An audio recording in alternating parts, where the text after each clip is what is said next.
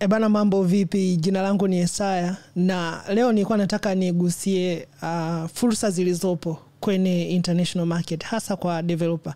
Na hapa kuna kitu kizuri ambacho tunaweza tukakipata kwa kujoin international expert programs kutoka kwenye tech giants au kwenye community mbalimbali za developers.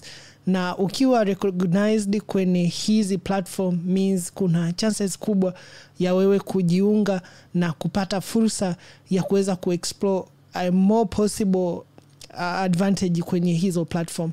Moja ya program hizi ambazo naweza nikazizungumzia hapa ni Google Developer Expert Program.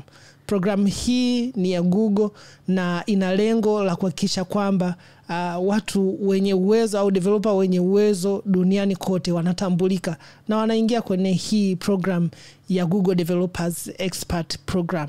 Sasa ni namna gani sasa unaweza ukajiunga kwenye hii Google Developer Experts? Mimi pia ninatamani kujiunga kwenye hii program, lakini nikasema si vibaya kwa kuwa nimepata guide somewhere kwenye internet namna gani unaweza ukafanya jitihada na kuingia kwenye Google Developers Expert Program. Nikasema si vibaya kama nitaweza kushare pamoja na wewe.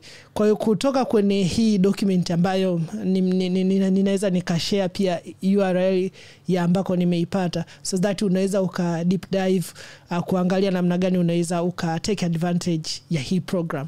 Na hapa tutaenda page by page ku go through this program na ili ujue kwamba hii program ni nini. Jambo la msingi la kuweza kuliangalia ambalo liko very clear, na hii hapa ni muhimu sana kwa watu ambao wanaweza wakataka kujiunga kwenye hii program moja kwa moja, kwamba hii program inasema is a global community of experienced developers who love to share their knowledge and passions with others. Kitu cha msingi ambacho ninataka nikwambia, they are not Google employees but independent professional.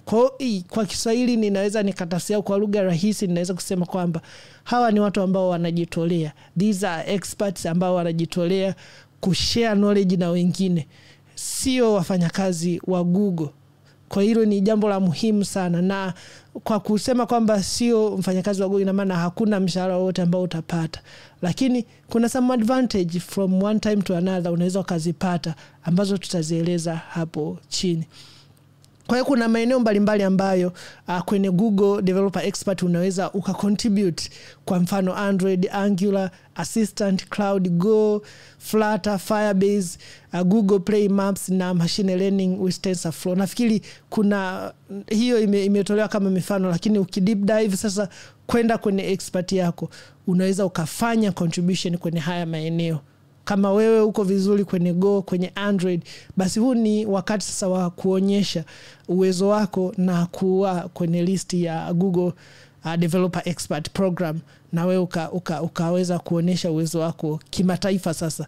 Na hapo chini nitakuonyesha sasa nini faida ya kuingia kwenye hii program. Kwa hiyo hapa sasa anajaribu kuelezea, do you often speak about those technology at big or small events or blog about them? Kwa unaulizwa hayo maswali, then maybe you lead tech workshop or create video tutorial to help other developers. Pia if so, read to learn how to become a Google Developer Expert.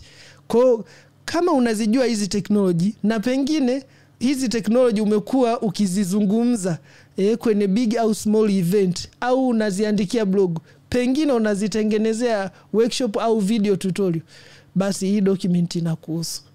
Hapa chini sasa tuendelee. Why sasa unadhani kwamba tunaweza tukajoin hii program ya Google Developer Expert? Why join? Kwa nini ujiunge? Kwa hiyo Google support expert in many ways. Some of them may include recognize their skills via expert website. Ukiingia kwenye hii website na ukapata hizo badge za Google na ukazishare kwenye social media, kuna high chance sasa, hawajaelezea hapo kwa kina, kuna high chance kwamba employer wengine wanaweza wakaona jina lako kwenye hizo expert website, ambayo ukiingia kwenye Google pale jaribu kutafuta Google Developer Expert, utapewa pale profile au hiyo website ambayo ina list ma developer expert wote duniani kwenye platform za Google. Kwa hiyo wako pale na wewe jina lako litaenda kutokea hapo. Kwa hiyo ni sababu moja wapo kwa nini ujiunge. Sababu ya pili ni kufacilitate access to Google product teams and projects including early access program. Kwa hii ni kitu kingine cha muhimu na kizuri ambacho unaweza ukapata facilitation ku access hizo Google products, lakini vile vile projects including early access programs. Kwa hiyo kabla product haijawa released ikaenda kwa watu wote, wewe pia unaweza ukawa wa kwanza kuona hicho kitu ambacho kimekuwa developed na ukatoa feedback yako ukiwa mtu wa mwanzo kabisa. Jambo la tatu, invitation to Google event around the world. Kwa hii hapa ni ya muhimu na yenyewe kwamba utapata fursa sasa ya kualikwa kwenye hii mikutano mikubwa kabisa bila gharama zozote, kwa sababu hapa chini ya 4 sasa nakwambia support travel to conferences where they can speak about their favorite technology. Unaweza ukaalikwa kwenye Google event, kwa mfano Google I.O. ile inayofanyika mwezi Juni sijui Mei, ukaenda kule California huko ukaattend hiyo event. Lakini pia pengine kuna watu wengine wametaka uende ukazungumze kuhusu teknolojia hizi, basi pia Google watakulipia malazi na usafiri kwenda kuattend au kuongelea hizo product kwenye maeneo mbalimbali duniani kote. Kwa hii hapa na yenyewe ni jambo la muhimu, na hizi ndio sababu 4 ambazo tunadhani kwamba au zimeainishwa hapa kama ni sababu za kukufanya we ujoin hii community. Imagine ukabuild profile yako kwa viwango hivi, ukawa umezungumza kwenye maeneo tofauti, even chances za kupata tukupata kazi ambazo ni nzuri zaidi zinaweza zikajitokeza along the way. Kwa hiyo last but not least, experts are becoming part of an amazing international community of passionate developers who share knowledge, support each other, and often become friend for life. Kwa hili ni jambo lingine, utagrow network yako, ndo anachomaanisha hapa. Kwa hili ni jambo nimeona na lenyewe ni la muhimu sana ambalo limewekwa hapo, kwamba ukienda Cairo pale kuna mtu unamjua, ukienda labda let's say Washington pale kuna mtu unamjua, kwa sababu wote hawa umewapata kupitia hii amazing international community of passionate developer. Kwa hii program ya Google Developer Experts inakupatia hiyo fursa. Kwa hapa kuna some of the comment ambazo wameziainisha kwenye hii document, hii guide, kutoka kwa GDE wengine. Kwa mfano huyu hapa nitaisoma tu kwa summary. Bwana huyu yuko kwenye masuala ya Android, anaitwa Jeroen. Anasema the GDE program has brought me in close contact with a diverse group of highly talented people within Android community. Umeona? Hayo ni baadhi ya maneno kutoka kwa hawa. Mwingine huyu hapa Cloud GDE anasema GDE program empower you to share your knowledge better, learn from other community and get insider experience on Google technologies you already use and love. Kwa hizi ni baadhi ya vitu ambavyo vipo. Who can become a GDE? Who can become a Google Developer Expert? Twende tukaangalia hapa hizo eligibility. To be eligible to apply, you need to meet all 3 requirements below. Here are the 3 requirements ambazo unaweza sasa ukawa GDE. Vigezo gani? Ni vigezo sasa tunaita vigezo na masharti. Hivi hapa inatakiwa ufuate. Kigezo cha kwanza, have solid knowledge of 1 or more Google or open source technologies. Wewe ina maana hauna hizi kama developer, unayo moja au nyingi Google au open source technologies, unayo hiyo hata moja. Kama unayo, basi hii it is your chance.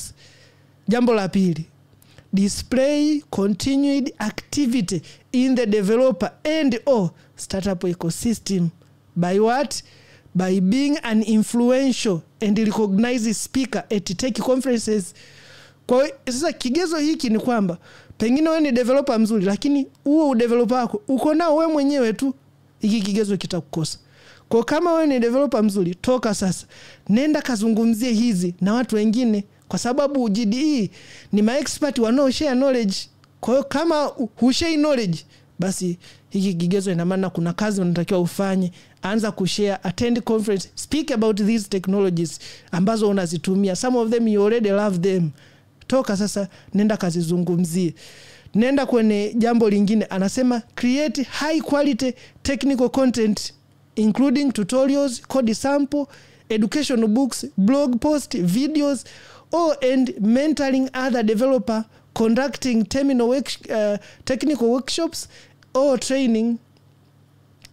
Kwa hiyo bwana, hili na lenyewe ni kama vile unatengeneza hizo video huko YouTube wapi, basi kigezo hiki pia unakuwa umekifaulu vizuri. Lakini la mwisho anasema contributing to open source project. Kimoja wapo kati ya hiki, ukisoma maelezo hapa anakuambia display continued activity in the developer and kama unavyo zote vitatu, well and good. Lakini kama unacho kimoja, pia eligibility utakuwa umeishika. Kwa mfano wewe una contribute tu uko kwenye open source project, means you are fine with this one. Twende kwenye jambo la tatu. Have ability to articulate clearly and provide meaningful advice to others. Hili ni jambo la muhimu la tatu.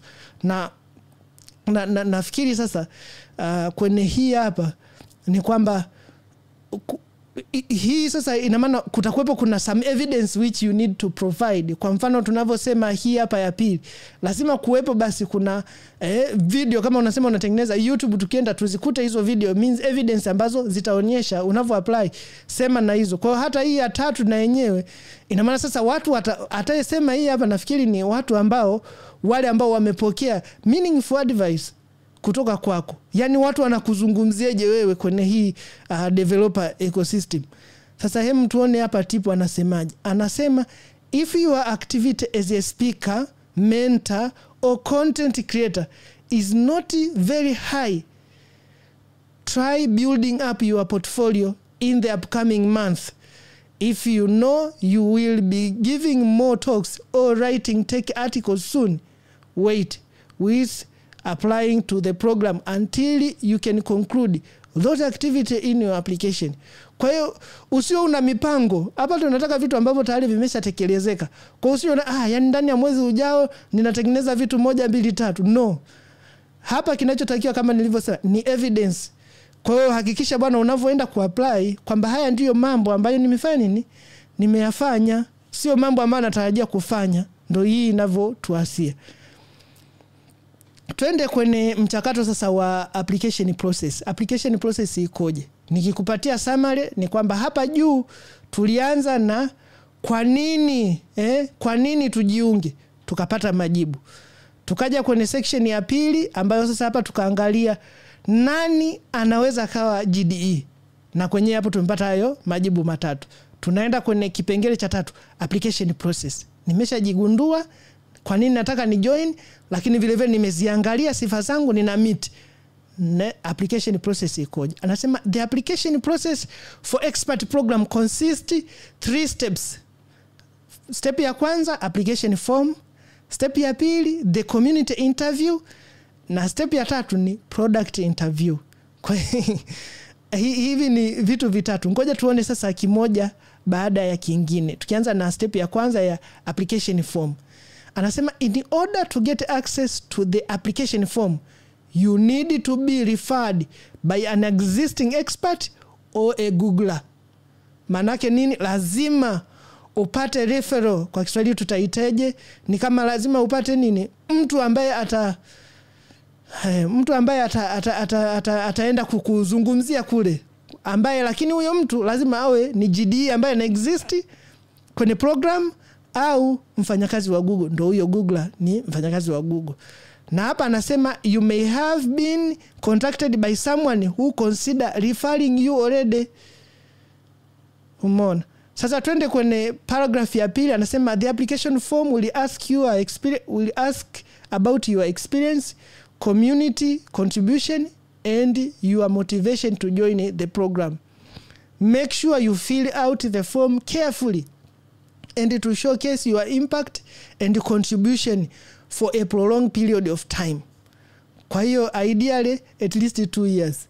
Kwa hiyo hii fomu sasa anakuambia, hii fomu ni kwamba ni lazima sasa ionyeshe experience yako, ionyeshe mchango wako kwenye jamii au community, lakini vile motivation, nia yako ya dhati sasa ya kujoin hiyo program ni nini.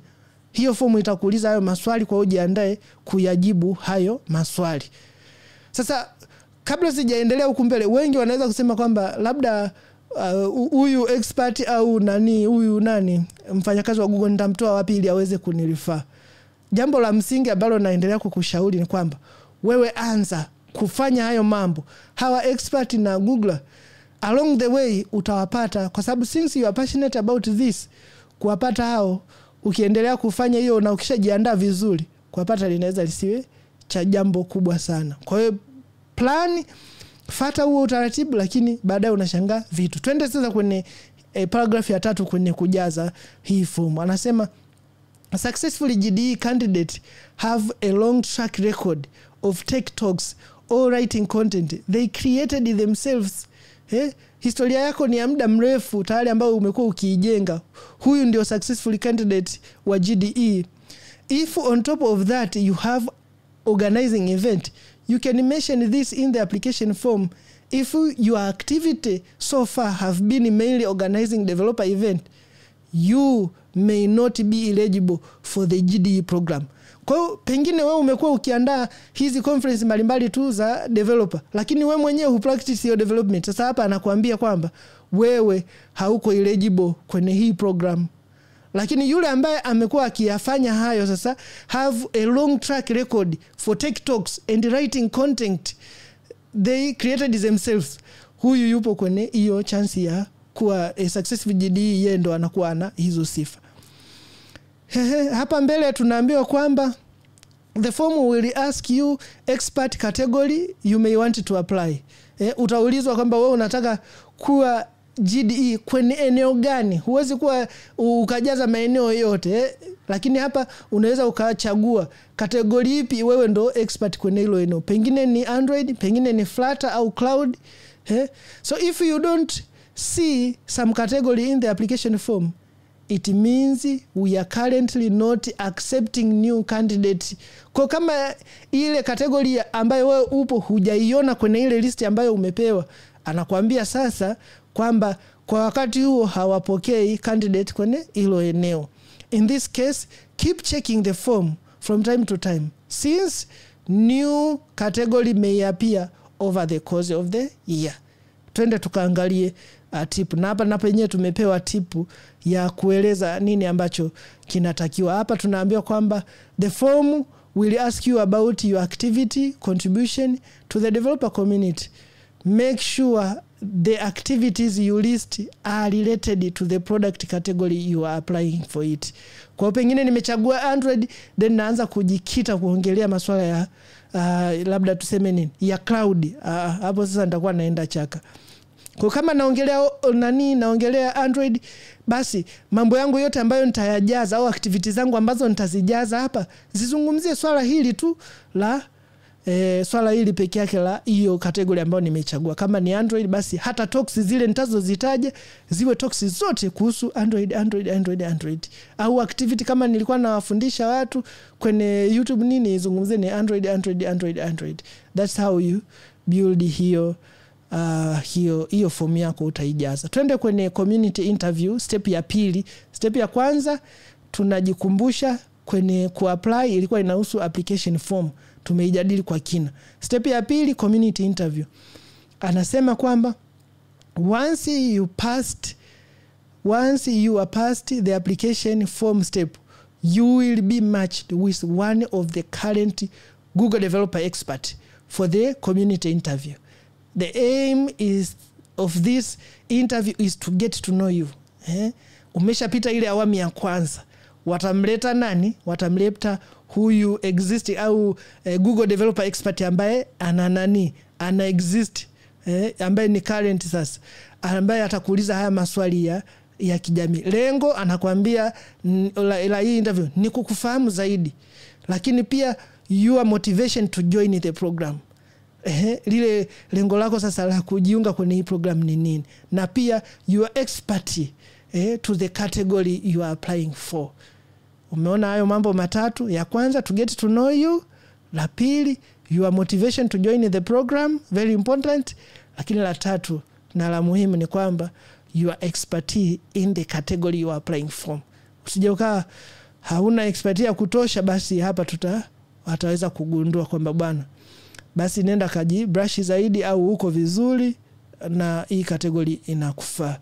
Step ya tatu ambayo ni product interview, ambayo sasa hapa ukiangalia nakwambia you are almost there.